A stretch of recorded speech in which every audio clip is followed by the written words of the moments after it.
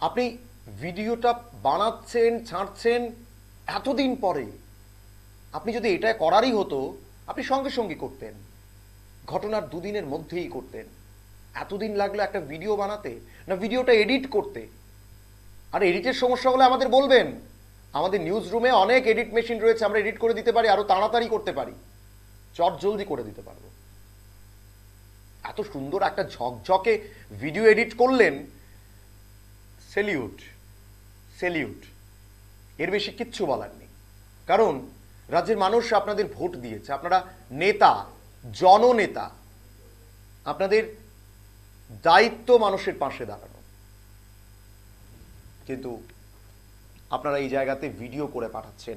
নিঃসন্দেহে এই প্রশ্নগুলো রাজ্যের সাধারণ মানুষরা করবেন, সাধারণ মানুষরা বারবার প্রশ্ন করবেন। আপনি যখনই দরজায় দরজায় আবার ভোট চাইতে যাবেন, কোনো না কোনো দিন প্রশ্ন এগুলো করবে। আমাদের সঙ্গে রয়েছেন কংগ্রেস নেতা বিধায়ক সুদীপ রায় বর্মন।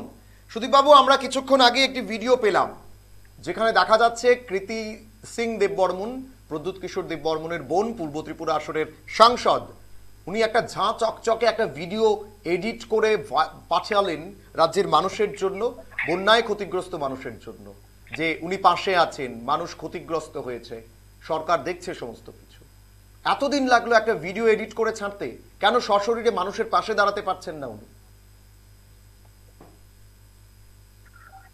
আমরা তো কেউ এরকম তো আগেই বলেছি, প্রত্যাশা তো আমরা করি না ওনার কাছ থেকে কোনো মানুষের সাথে উনি থাকবেন, চলবেন, দুঃসময় পাশে দাঁড়াবেন।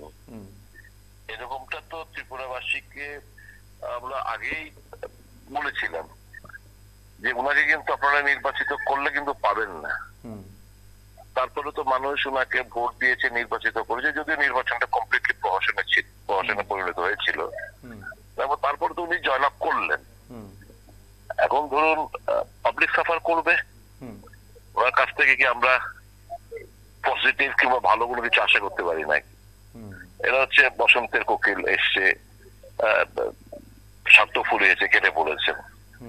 তো মানে পাবলিক কি, আমরা কি এটুকু আশা করেছিলাম নাকি যে উনি থাকবেন মানুষের পাশে? ওনার কাছ থেকে তো আমরা প্রত্যাশা করিও না। সাফার করছে জনতা, আপনারা ক্রিটিসাইজ করবেন, টিভিতে বলবেন, মানুষ কমেন্ট করবে, খবর কাগজে নিউজ করবে, কিন্তু উনি এত নিউজ টিউজ করার পর উনি কি এসছেন? উনি জাস্ট একটা ভিডিও ক্লিপ পাঠিয়ে পাশে আছি, পাশে মানুষের কথা দিয়ে নয়, শরীরে মানুষকে বিভিন্ন ভাবে যে পরিমাণ ক্ষতিগ্রস্ত হয়ে মানুষ হয়েছে, মানে আপনি মানে যদি মফস্বলে যান, বিশেষ করে অমরপুর এলাকায়, মানে টোটাল গোমতী ডিস্ট্রিক্টে যদি যান, তার ভয়াবহতাটা আপনি চাক্ষুষ না করলে আপনি উপলব্ধি করতে পারবেন না। তো এই পরিস্থিতিতে জনজাতি বেল্ট, এবং আপনি বিশ্বাস করুন,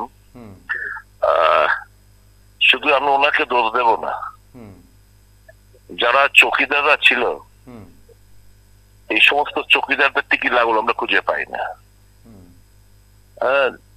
যারা মেবি চৌকিদার, মেবি মোদী পরিবার, যারা এই সমস্ত বলেছিল, তাদের টিকি লাগল খুঁজে আমরা পাচ্ছি না। মানুষ অসহায়, পানীয় জলের জন্য হাহাকার, মানুষের সর্বস্ব শেষ হয়ে গেছে।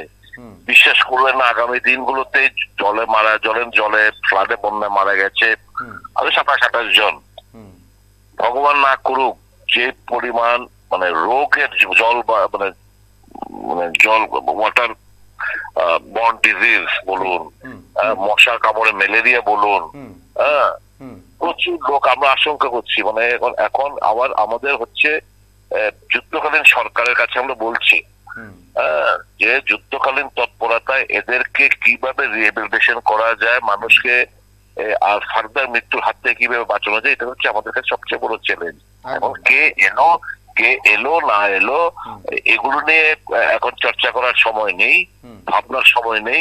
এখন সবাই মিলে, সচেতন নাগরিক সকলে মিলে মানুষের পাশে দাঁড়িয়ে, মানুষকে এই দুঃসময় মানুষের পাশে থেকে মানুষের সেবা করাটাই হচ্ছে আমাদের মূল উদ্দেশ্য এবং লক্ষ্য। ইনাফ অফ ক্রিটিসিজম করে কি হবে, কি হবেটা কি? উনি তো একটা ইন্ডিভিজুয়াল, এই পার্টির, উনি তো আধা মথা আধা বিজেপি, এই দুটো পার্টির তো কাউকে আমি খুঁজে খুঁজে পাচ্ছি না, মথাই আনএভেলেবল, কোথাও কোনো টিকি লাগল নেই, চৌকিদাররা সব পালিয়ে গেছে।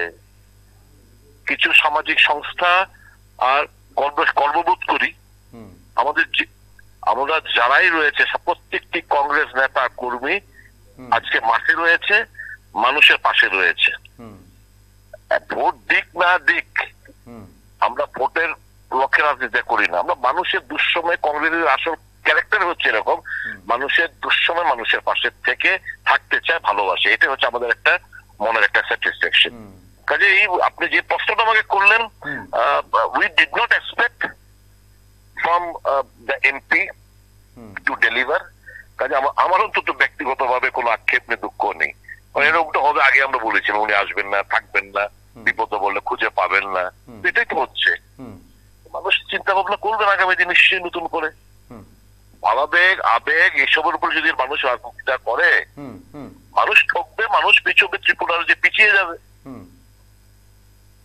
টাকা দিচ্ছে মানুষ, প্রচুর টাকা আসছে, দিচ্ছে, আসবে হয়তোবা, সঠিকভাবে সেই হৃদয়টা থাকতে হবে, সেই উইল ফোর্সটা থাকতে হবে যে মানুষের কাছে আমি টাকা পৌঁছে দিতে হবে। যে পরিমাণ ক্ষতি হয়েছে কৃষি সেক্টরে, ফিশারি সেক্টরে, মানে তার বাড়িঘরের সর্বস্ব, খাট ভেসে গেছে, বাসনপত্র নেই। আমি যখন আমার আগরতলা শহরে কাটাগালের পাড়ে যারা রয়েছেন তাদের বাসনপত্র নেই, থালা ঘটি বাটি। আমি যদি এখন ডাল চাল দিই, রান্না করার কোনো স্টোভ নেই, গ্যাসের সিলিন্ডার ভেসে গেছে, গ্যাসের উনুন ভেসে গেছে, স্টোভ ভেসে গেছে, ইউটেন্সিল ভেসে গেছে, কি খাবে ওরা? একটা ভয়াবহতা। এটা মানে আমাদের ত্রিপুরা রাজ্যের সকলের উচিত ক্রিটিসিজম বন্ধ করে, কে এলো কাজ দেখানো, এসব অনেক হবে, পরবর্তী সময় হবে। এখন আমাদের উচিত সবাই মিলে মানুষের পাশে দাঁড়িয়ে এই জায়গা থেকে মানুষকে কিভাবে রিলিফ দেওয়া যায় সেটাই হোক আমাদের আলোচনা। অসংখ্য ধন্যবাদ সুদীপ বাবু আমাদের সময় দেওয়ার জন্য। আমরা কথা বলছিলাম কংগ্রেস নেতা তথা বিধায়ক সুদীপ রায় বর্মন নিজের প্রতিক্রিয়া দিলেন।